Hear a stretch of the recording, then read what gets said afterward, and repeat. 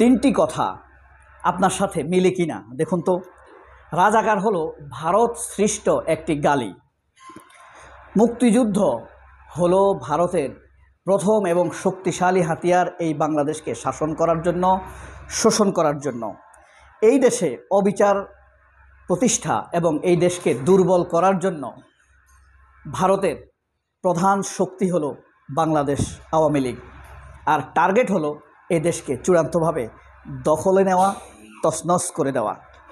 এর বাইরে বাংলাদেশ নিয়ে ভারতের আর কোনো উদ্দেশ্য আছে বলে আপনি মনে করেন? উত্তরটা লিখবেন। আউযুবিল্লাহি মিনাশ শাইতানির রাজিম, বিসমিল্লাহির রহমানির রহিম।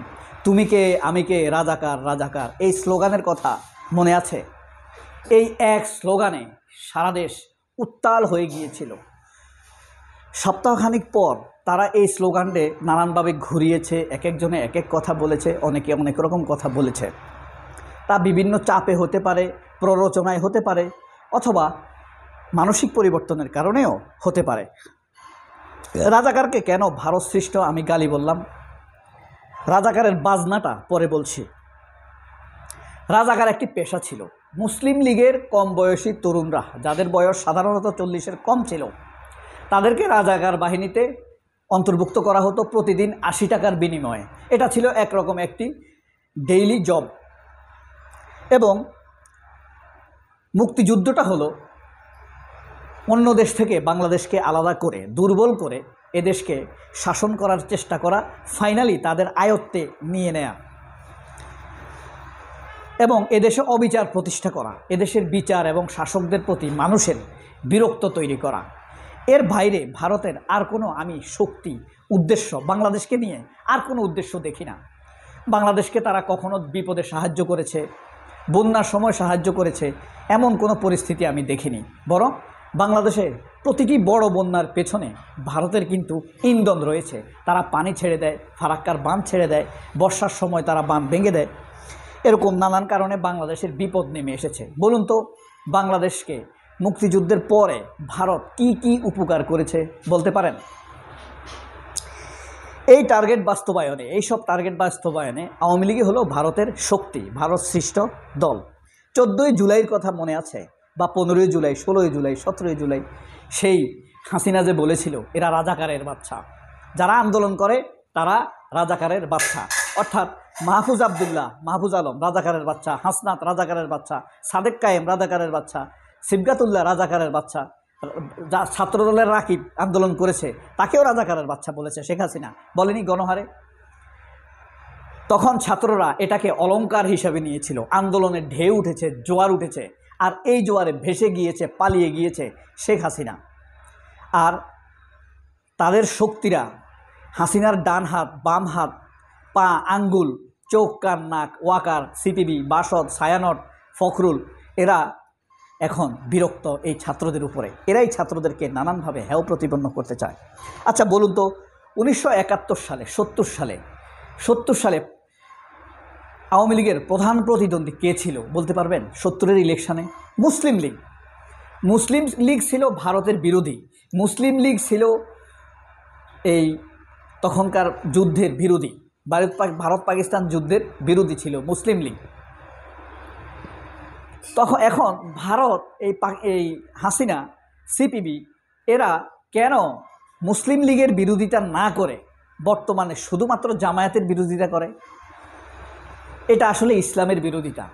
এই পজিশনে, শক্তিশালী পজিশনে জামায়াত না থেকে যদি চরমোনাই থাকতো, তারা চরমোনাইয়ের বিরোধিতা করত, ভারত চরমোনাইয়ের বিরোধিতা করত, চরমোনাইয়ের লোকদেরকেই ফাঁসি দিত। যদি হেফাজত শক্তিশালী হতো সবচাইতে, তাহলে হেফাজতের নেতাদেরকেই ফাঁসি দিত। যদি নৈতিকভাবে জামাতের লোকদের মতো স্ট্রং হতো তারা, তাহলে তখন টার্গেট ছিল মুসলিম লীগ, এখন টার্গেট হলো জামাত। আবার যদি কখনো অন্য কোনো দল শক্তিশালী হয়ে ওঠে, তাদেরকে টার্গেট করবে। আরেকটি কথা, মুক্তিযুদ্ধের সময় আমেরিকা, চীন, সমগ্র ইউরোপ কিন্তু শেখ মুজিবের বিরোধিতা করেছে। এখন তারা কি ক্ষমা চাইবে? কার কাছে ক্ষমা চাইবে? আরেকটি কথা, মুক্তিযুদ্ধের সময় সরাসরি যুদ্ধাপরাধের সাথে যুক্ত থাকার অভিযোগে 179 মতান্তরে 175 জন পাকিস্তানি সৈনিক অভিযুক্ত হয়েছিলেন, তাদেরকে শেখ মুজিবুর রহমান ক্ষমা করে দিয়ে সে কি অপরাধ করেছে? তাহলে শেখ মুজিবের বিচার হওয়া উচিত। সে আসল ডিক্টেটর। সে কেন এই 175 জনকে ক্ষমা করে দিল? সে কেন পাকিস্তানি সৈনিকদেরকে এদেশ থেকে যেতে দিল বিচার না করে? কোন ধান্দা করেছে? তাদেরকে মাফ করে দিয়ে সে কি বর্তমান গায়েবী মামলার মতো ব্যবসা করেছে? পয়সার বিনিময়ে তাদেরকে মাফ করেছে? পয়সার বিনিময়ে সে কি ছেড়ে দিয়েছে শেখ মুজিব? আপনাদের কাছে প্রশ্ন, উত্তর তো আপনারা খুঁজতে পারেন। এই যে সিপিবি, বাসদ, ছাত্রলীগ, ছাত্র ইউনিয়ন, জাসদ, এরা সবাই এই জুলাইয়ের বিপ্লবীদেরকে সন্ত্রাসী বলেছে। এই যে জাতীয় সঙ্গীত গায় না সবাই, আমার সোনার বাংলা আমি তোমায় ভালোবাসি, শিল্পীরা বিটিভি ভবনে গিয়ে জাতীয় সঙ্গীত গেয়েছিল, মনে আছে? বিটিভি ভবনে আগুন লেগেছে। ছাত্রদের জন্য কি জাতীয় সঙ্গীত গেয়ে কেঁদেছিল তারা? ছাত্রদেরকে সন্ত্রাসী বলেছে, বিটিভির জন্য কেঁদেছে, আর জুলাই বিপ্লবীদেরকে সন্ত্রাসী বলেছে এইসব তথাকথিত ফ্যাসিবাদী শিল্পীরা, তথাকথিত শিল্পীরা, ফ্যাসিবাদী সাংস্কৃতিক কর্মীরা, ফ্যাসিবাদী আওয়ামী লীগের সাংস্কৃতিক কর্মীরা, তারা কিন্তু ছাত্রদেরকে এই জাতীয় সঙ্গীত গেয়ে সন্ত্রাসী বলেছে।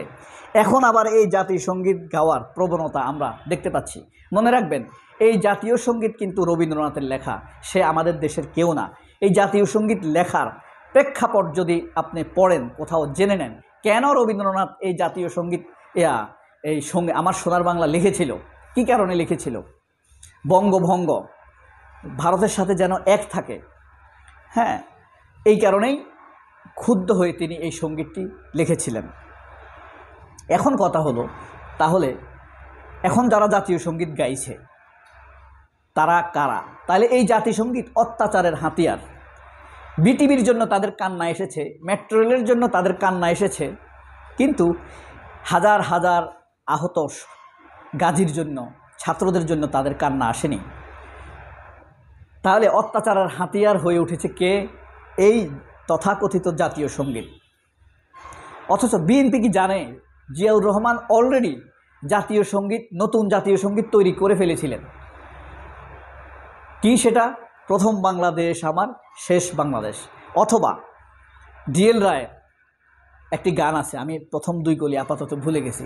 সব পাশ হয়ে গিয়েছিল জাতীয় সঙ্গীত নতুন। ইতিমধ্যে জিয়াউর রহমান মারা গিয়েছে, এটি আর আলোর প্রদীপ দেখেনি। খালেদা জিয়া ক্ষমতায় আসার পর জিয়াউর রহমানের সেই উদ্দেশ্য বাস্তবায়নের জন্য আবারও চেষ্টা করেছে, কিন্তু দেখেন বিএনপিতে সব হলো বিএনপি বিরোধী লোক। মান্নান ভূঁইয়া, সে কি বিএনপির লোক? সে নাস্তিক, আওয়ামী লীগের লোক। এই যে মির্জা ফখরুল নাস্তিক, সে প্রো আওয়ামী লীগার। এই যে ফজলু, সে আওয়ামী লীগের ডাইরেক্ট, ছাত্রলীগের সভাপতি ছিল। তারা কি এই জাতীয় সঙ্গীত বাদ দেওয়ার জন্য খালেদা জিয়াকে পরামর্শ দিবে? তাদের কারণে খালেদা জিয়া সেই উদ্দেশ্য বাস্তবায়ন করতে পারেনি। পরবর্তীতে ধীরে ধীরে বিএনপির ভিতরে আরও আওয়ামী এবং ভারতপন্থী লোকেরা ঢুকতে থাকে, যাতে তারা করে আর এটা করতে দেয়নি। এই যে শিল্পীরা শহীদদের জন্য কাঁদেনি, সেই শহীদ শিল্পীদের এখন ক্ষমা চাইতে হবে না? যেসব টেলিভিশন চ্যানেল জুলাই বিপ্লবীদের সন্ত্রাসী বলেছে, তাদের ক্ষমা চাইতে হবে না? অবশ্যই ক্ষমা চাইতে হবে। তারা কেন সন্ত্রাসী বলেছে এটার ব্যাখ্যা দিতে হবে। এবং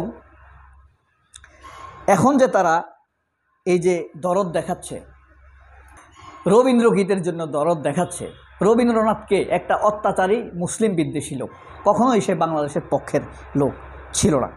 তো জুলাই বিপ্লব, আপনি যতই রাজাকার নাম গৌরব করেই জুলাই বিপ্লব এসেছে, মনে রাখতে হবে। আপনি যত বেশি রাজাকারকে আবার রাজাকার বলেই ৭১-এর অত্যাচারকে তাড়ানো হয়েছে। ৭১ যদি সফল হতো তাহলে বিনা বিচারে হাজার হাজার মানুষ গুম খুন হতো না। ৭১ যদি সফল হতো ৪০,০০০ লোক জুলাইতে আহত হতো না। ৭১ যদি সফল হতো তাহলে প্রায় স্বাধীনতার পরে ১.৫ লক্ষ মা বোন ইজ্জত হারাতো না। ৭১ যদি সফল হতো আওয়ামী লীগের ১৭ বছরে আপনার ৪৩,০০০ ধর্ষণ হতো না। এখন ৭১ ব্যর্থ বলেই তো জুলাইতে আন্দোলন করতে হয়েছে। আর ৭১-এর অত্যাচারকে বন্ধ করার জন্যই তুমি কে আমি কে, রাজাকার। এইটাই হলো রাজাকারের বাজনা। রাজাকারের বাজনাতেই ৭১-এর অত্যাচার পালিয়েছে, সে এখন ভারতে। সবাই অনেক ভালো থাকবেন। আল্লাহ হাফেজ, আসসালামু আলাইকুম।